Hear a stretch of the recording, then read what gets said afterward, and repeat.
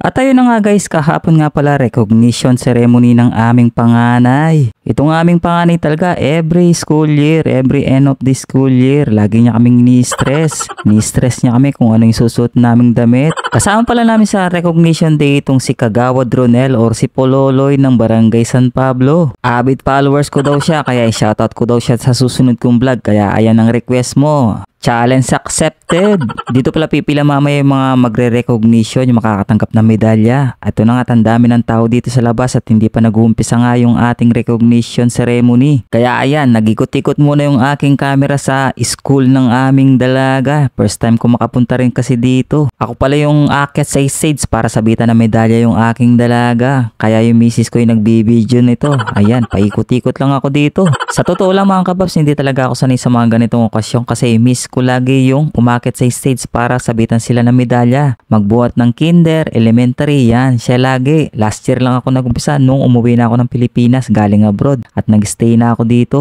Kaya nga proud na proud kami dito sa dalawa naming anak. Every year ba naman, pinapaakyat nila yung mama nila sa stage para sabitan ng medalya. Sabi na misis ko sa akin, o ikaw naman ang umakyat sa stage para magsabit ng medalya para maranasan mo yung kung anong pakiramdam ng isang magulang pag nakikita mong nakakuha ng ganitong recognition yung anak mo. Siyempre, sulit na sulit yung pagod at hirap na ginagawa ng isang magulang or mag-asawa para sa kanilang mga anak pag nakikita mong ganito, di ba? O bago ang lahat pala, congrats ko muna lahat ng mga batang nakakuha ng mga recognition noong May 30 dito sa De La Paz Libutan National High School. Pagkatapos nga ng recognition day nila, eto nagpa-picture muna sila sa huling pagkakataon. Sabi nga ng aming dalaga, paano yan yung sabitan ko ng medalya sa kwarto, nalalaglag na sa sobrang dami daw ng medalya niya. Sabi ko naman sa kanya, wag siya mag-alala, pag gipit na tayo, sogradong isasangla natin yan. Isama na din natin yung kay Bunso. At dahil nga wala kaming sakyan, eto nag-alay lakad na lang kami.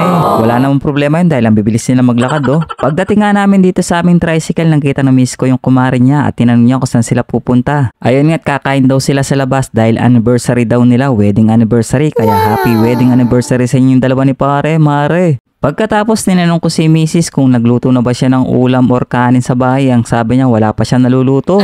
So matik, alam ko na kung anong gagawin doon. Didiretso na kami dito sa paboritong kainan ng aking mga anak, ang Jollibee. Akala ni misis aningnaan ko siya dadalhin, no? Siyempre, hindi. Kung saan ang request ng mga bata, doon ko sila dadalhin. Pasensya na muna ngayong commander. Next time ko na lang magningnangan. Ikaw naman kasi, hindi ka nagsaing ng kanin. Kaya yan tuloy, sa Jollibee tayo kakain at mapapagasos pa tayong dalawa. So bago nga kami kumain dito sa loob ng Jollibee, pakifollow na po yung aking page para lagi kayong updated at pakisubscribe na rin po sa aking YouTube channel. Maraming salamat and God bless. Thank you. Bye-bye.